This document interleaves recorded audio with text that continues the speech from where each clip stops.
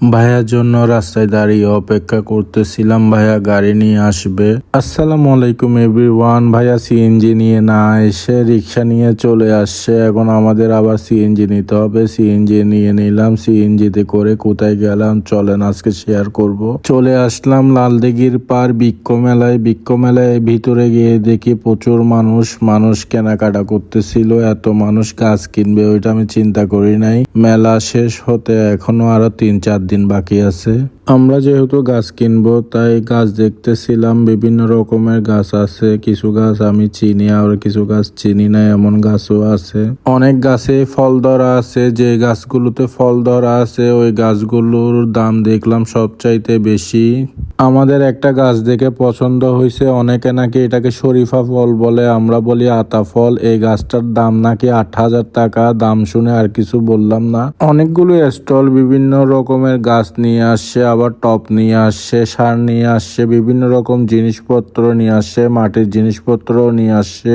আতা গাছ আরেকটা আমাদের ভালো লাগছে, একটা আতা ফল ধরা আছে। এটা ওরা 1500 টাকা চাইছে, আমরা 1000 টাকা বলছি। 1000 টাকা দিয়ে দিবে না ওরা, লাস্ট 1400 টাকা দিয়ে দিবে। তাই আর কি করা, 1400 টাকা দিয়ে নিয়ে নিলাম। এর আগে 1200 টাকা বলছি, 1300 টাকা বলছি, দিচ্ছে না। লাস্ট 1400 টাকা দিয়ে নিয়ে নিলাম। ওদের কাছ থেকে আরো 2টা আমের গাছ নিলাম। এটা নাকি কাঁচা মিঠা আমের গাছ, একটা 120 টাকা করে নিছি।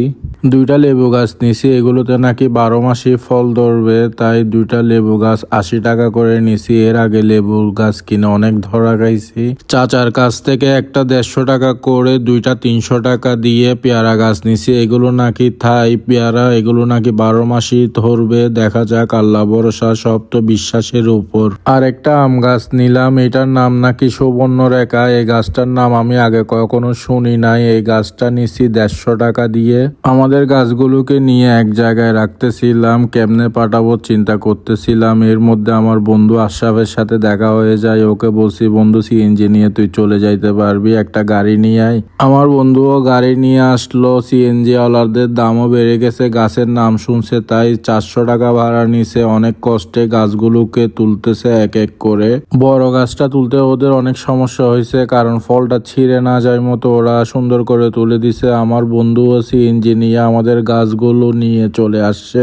গাছগুলোকে বাড়িতে পাঠাই দিয়ে আমরা চলে আসলাম রয়্যাল হাটে। অনেক ক্ষুধা লাগছে, সারাদিন কিছুই খাই নাই, অনেক হাঁটাহাঁটি ও অনেক পরিশ্রম হয়েছে। আমাদের খাওয়া চলে আসলো। আমরা খাওয়া দাওয়া শুরু করার আগে একটু ভিডিও করে নিচ্ছিলাম। খাওয়া দাওয়া যার যার মতো করে শুরু করে দিলাম। রয়্যাল হাটে খাওয়া দাওয়া শেষ করে চলে গেলাম সাব-জিরোতে। সাব-জিরোতে আইসক্রিম খেতে খেতে আজকের ভিডিও এখানে শেষ করতেছি। আল্লাহ হাফেজ, আসসালামু আলাইকুম।